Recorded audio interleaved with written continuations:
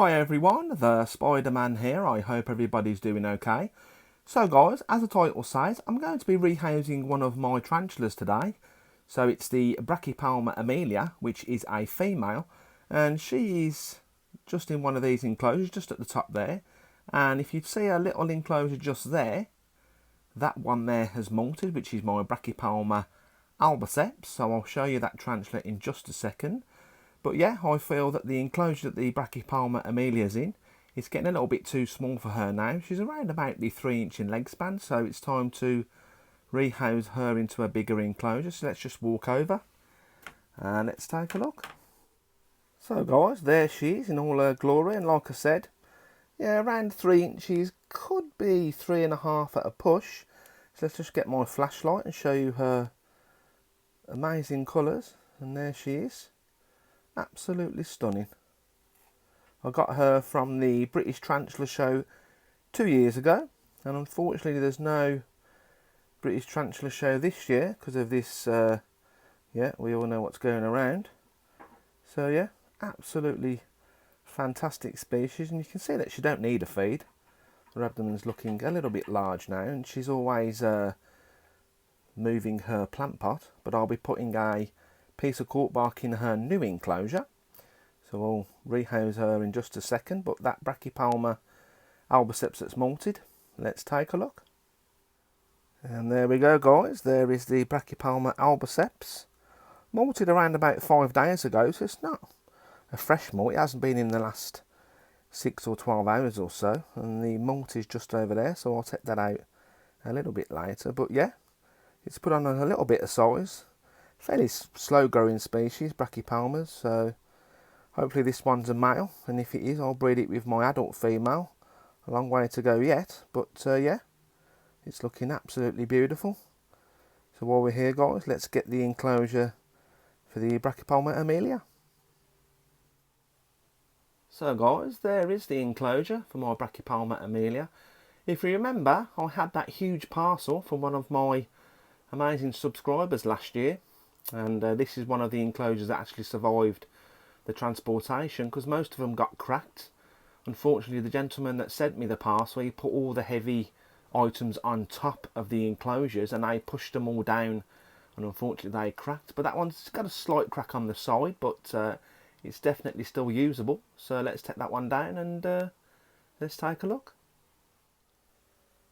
So guys, this is the enclosure I'll be using for the Brachypelma amelia, and you can see that there's slight cracks just there, but yeah, they're not too bad. They're still definitely usable still.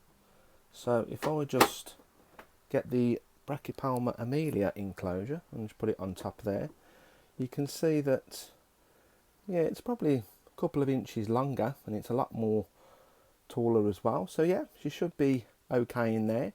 So I'll put some fresh substrate in there. I'll use a piece of cork bark, which is a lot better than that plant pot, and I'll use the same water dish.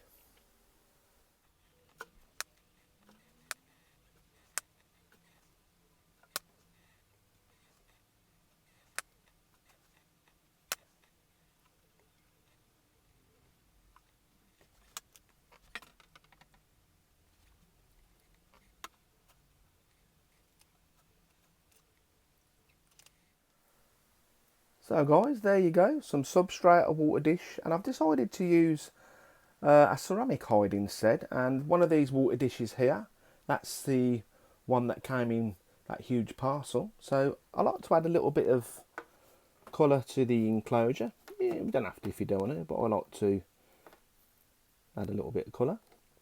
And there we go guys, simple setup for a Brachypelma amelia. And if you notice that this substrate is very dry, this species, or this type of species, prefer it dry. So the last thing to do guys is put the beautiful girl in her new home. So guys, I've got a bit of sphagnum moss just on the side there, because every time I touch her with my tongs, she goes in a threat pose. So I'm just hoping that she's have to be a little bit patient. I don't really want to climb on the actual.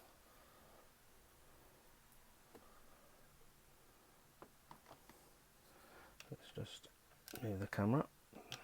Sorry about that, guys. Hopefully she's being a little bit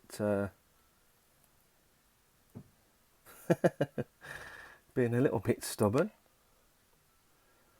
I've just taken that sphagnum off. Oh, there we go. We got there in the end. Don't want to trap her legs. And there we go.